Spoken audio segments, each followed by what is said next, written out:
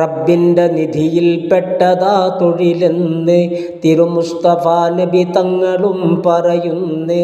അതിൽ നിന്നും ആ തൊഴിലുടമയും ചെലവാക്കലും നുസഹത്ത് 113 മടിക്കാതെ നീ തൊഴിൽ ചെയ്യണേ, ഖൈറുള്ളതാ. തെണ്ടാത്ത പാതയിൽ നിന്ന് നീ തെറ്റാത്തതാ. വ്യവസായമാണതിലുത്തമം എന്നുണ്ട്, കൃഷി അഫ്ളലെന്ന് മുഹഖ്ഖീഖീങ്ങളിലുണ്ട്. വരുന്നുണ്ട് പിറകെ ജനങ്ങളിൽ ഒരു കാലവും, പണമാത്രമാണക്കാലമിൽ ഉപയോഗവും എന്നുള്ളതും നബി തന്നെ പറയുന്നുണ്ട്. നോക്കാം സുനൂഹാത്തേടതിൽ കിടപ്പുണ്ട്. ഒരു ജോലിയിൽ ഗുണമുള്ളതായി കണ്ടാലത് ഒഴിക്കാതിരിക്കുന്ന ഹദീസിൽ വന്നത്.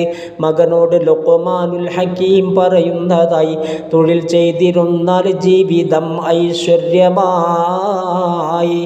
ചെയ്യുന്ന തൊഴിലേതും ഹലാലിൽ തന്നെ ആകേണ്ടത് അത്യാവശ്യമാണ് പൊന്നേ.